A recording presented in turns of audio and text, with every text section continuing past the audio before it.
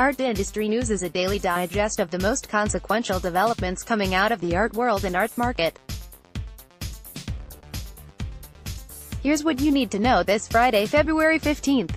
Need to read Nicholas Serota shares his Brexit fears. Former Tate director Nicholas Serota is opening up about the negative effect of Britain's withdrawal from Europe on the arts in the UK in a new podcast interview.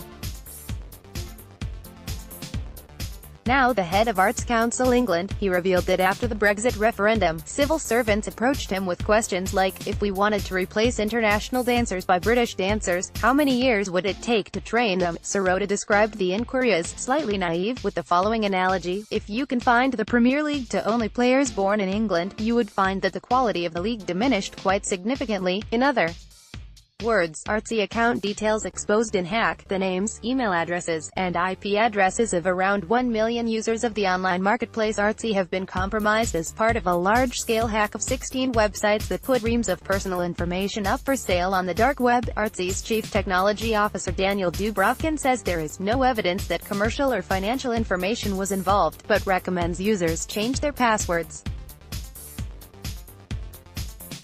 The art newspaper, serial art thief is arrested again. France's most prolific art thief, Stéphane Breitweiser, has been arrested again.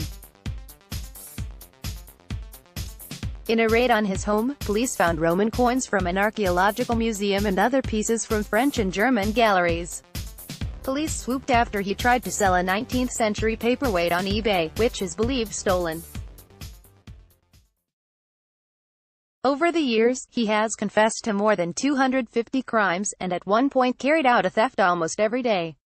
Breitweiser's mother is reported to have destroyed or thrown away dozens of paintings and drawings that her son brought home, some by Kronach Bruegel and Watteau. 10. A Valentine's Day protest comes to the National Gallery. The art collective Radical Matriarchy descended on the National Gallery of Art in Washington, D.C., for Valentine's Day to protest the museum's lack of diversity. According to the group, 90% of the NGA's works are created by white men, and less than 3% of its collection was created by people of color. The Valentine's Day program offered speeches, spoken word poetry, and performances.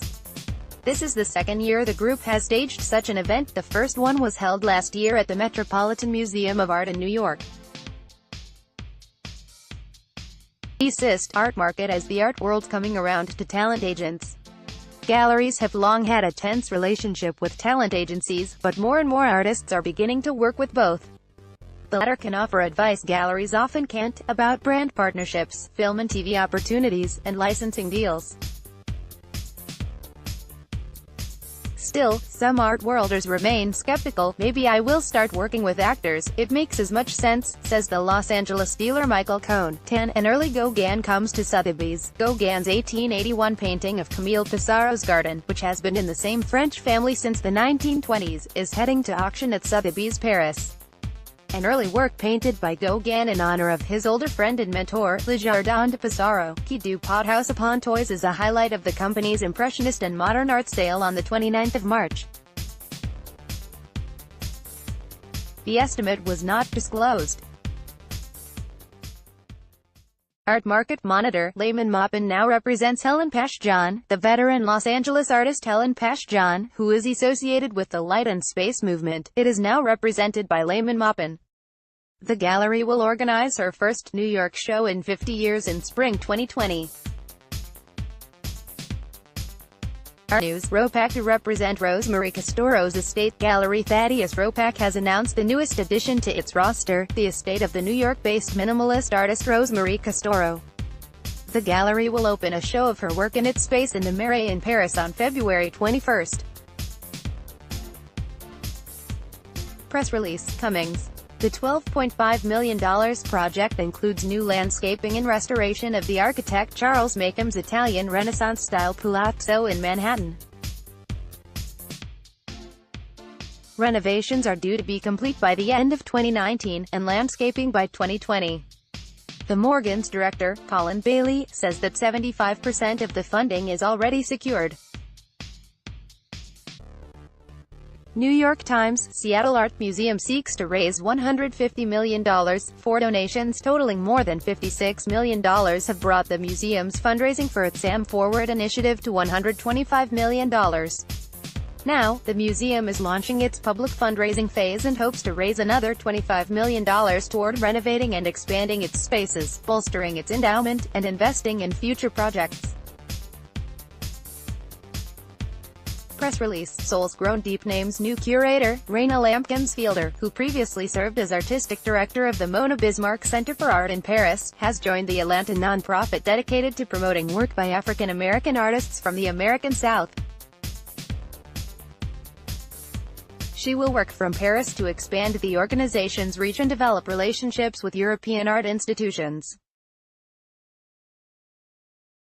Art news. Dallas City Council will remove Confederate statue. The council has decisively voted to remove the city's Confederate War Memorial, a 65-foot-tall obelisk topped with a Confederate soldier, from the city center.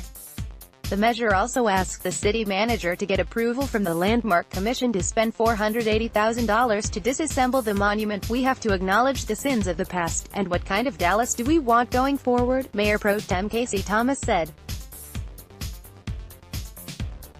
Smithsonian. For art's sake, protesters target London's goldsmiths. More than 100 protesters campaigning for the rights of outsourced security staff turned up at art school Goldsmiths in London yesterday.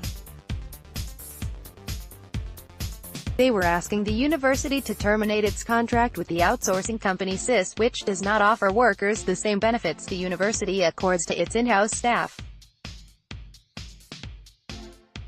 Hyperallergic. Lucian Freud's daughter offers an intimate portrait. Freud's daughter Rose Boyd opens up about working with her truculent father ahead of an exhibition about his process titled "In the Studio" at Ordova's in London.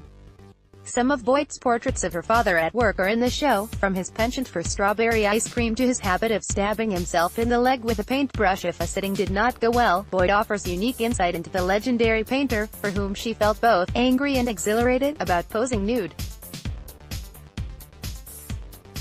Times. The Prado celebrates its Hollywood close-ups. The Prado has gotten quite a bit of screen time over the years alongside stars like Rita Hayworth, Jimmy Stewart, and Orson Welles. To celebrate its 200th birthday, the Madrid Museum poured over film and TV archives to create a collage of its big and small screen appearances. The Prado posted teaser for the 400 clips on its website and Instagram. El País. Follow Artnet News on Facebook. Want to stay ahead of the art world? Subscribe to our newsletter to get the breaking news, eye-opening interviews, and incisive critical takes that drive the conversation forward.